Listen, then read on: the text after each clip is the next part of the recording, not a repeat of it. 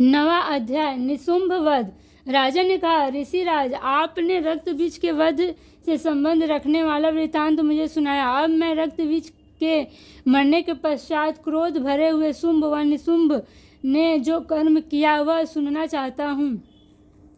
महर्षि मेधा ने कहा, रक्त बीज के मारे जाने पर शुंभ और निशुंभ को बहुत क्रोध आया और अपनी बहुत बड़ी सेना को इस प्रकार सर्वनाश होते देखकर निशुंभ देवी पर आक्रमण करने के लिए दौड़ा। उसके साथ बहुत से बड़े बड़े असुर देवी को मारने के वास्ते दौड़े और महाप्रक्रमी शुंभ अपनी सेना सहित चंडिका को मारने के लिए बढ़ा। फिर शुंभ और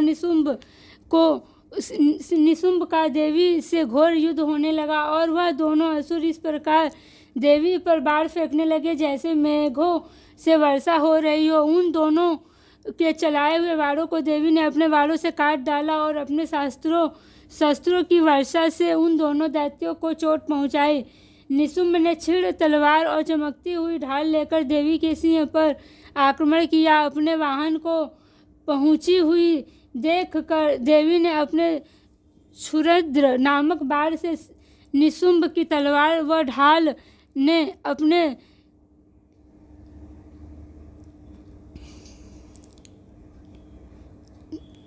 तलवार व ढाल दोनों को ही काट डाला। तलवार और ढाल कट जाने पर निशुंभ ने देवी पर शक्ति से प्रहार किया। देवी ने अपने चक्र से उनके 2 टुकड़े कर दिए। फिर क्या था, दैत्य मारे क्रोध के जल भुन गए। उसने देवी को मारने के लिए उनकी ओर शूल फेंका, किंतु देवी ने अपने मुक्के से उसको चूर चूर कर डाला। फिर उसने देवी पर गदा से प्रहार किया। देवी ने त्रिशूल से गदा को भस्म कर डाला। इसके पश्चात वह फरसा हाथ में लेकर देवी की ओर लपका। देवी ने अपने बाणों से उसे धरती पर सुला दिया। अपने पराक्रमी भाई निशुंभ के इस प्रकार से मरने पर शुंभ क्रोध से भरकर देवी को मारने के लिए दौड़ा। रथ में बैठा हुआ उत्तम आयुधों से सुशोभित अपनी 8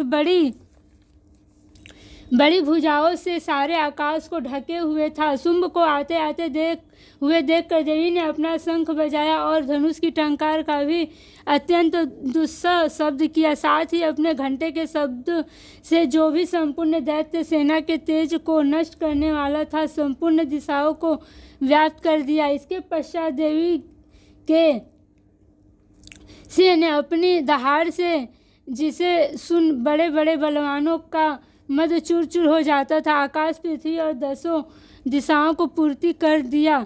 फिर आकाश में उछलकर काली ने अपने दांतों तथा हाथों को पृथ्वी पर पटका। उसके ऐसा करने से ऐसा शब्द हुआ जिससे कि उससे पहले के सारे शब्द शांत हो गए। इसके पश्चात शिवदूती ने असुरों के लिए भय उत्पन्न करने वाले अट्टहास किया, जिसे सुनकर सब दैत्य थर्रा उठे और शुंभ को बड़ा क्रोध हुआ। फिर अंबिका ने उसे, अरे दुष्ट, खड़ा रहे कहा तो आकाश से सभी देवता जय हो बोल उठे।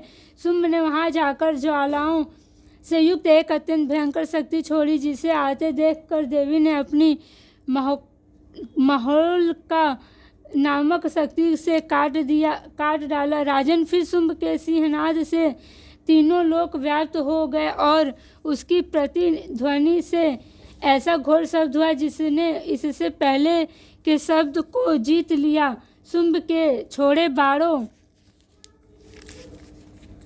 को देवी ने और देवी के छोड़े बाणों को शुंभ ने अपने बाणों से काट सैकड़ों और हजारों टुकड़ों में परिवर्तित कर दिए। इसके पश्चात जब चंडिका ने क्रोध में भर शुंभ को त्रिशूल से मारा तो वह मूर्छित होकर पृथ्वी पर गिर पड़ा। इतने में निशुंभ चैतन्य होकर वहां धनुष लेकर आया और अपने बाणों से उसने देवी काली तथा सिंह को घायल कर दिया। फिर उस राक्षस ने 10,000 भुजाओं धारण करके चक्रादि आयुधों से देवी को आच्छादित कर दिया। तब भगवती दुर्गा ने कुपित होकर अपने बाणों से उन चक्रों तथा बाणों को काट डाला। यह देख कर निशुंभ हाथ में गदा लेकर चंडिका को मारने के लिए दौड़ा। उसके हाथ आते ही देवी ने तीक्ष्ण धार वाले खड़क से उसकी गदा को काट डाला।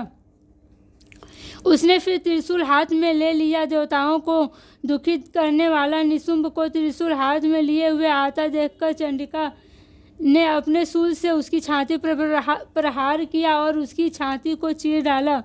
शूल विदीर्ण हो जाने पर उसकी छाती में से एक उस जैसा ही महाप्रक्रमी दैत्य ठहर जा कहता हुआ निकला।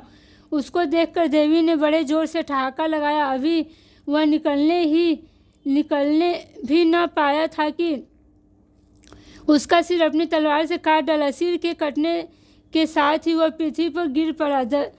दंतर सिंह दहाड़ कर असुरों को भक्षण करने लगा और काली शिवदूती भी राक्षसों का रक्त पीने लगी। कौमारी की शक्ति से कितने ही महादैत्य नष्ट हो गए। ब्रह्माणी के कमंडल के जल से कितने ही असुर तेजोहत हो गए। कई दैत्य माहेश्वरी के त्रिशूल से विदीर्ण होकर पृथ्वी पर गिर पड़े और कई बाराही के प्रहारों से छिन्न भिन्न होकर धराशायी हो गए। वैष्णवी ने भी अपने चक्र से बड़े बड़े महाप्रक्रमियों का कचूमर निकालकर उन्हें यमलोक भेज दिया और इंद्री के वज्र से कितने ही महाबली राक्षस टुकड़े टुकड़े हो गए। कई दैत्य मारे गए, कई भाग गए, कितने ही काली शिवदूती और सिंह ने भक्षण कर दिया।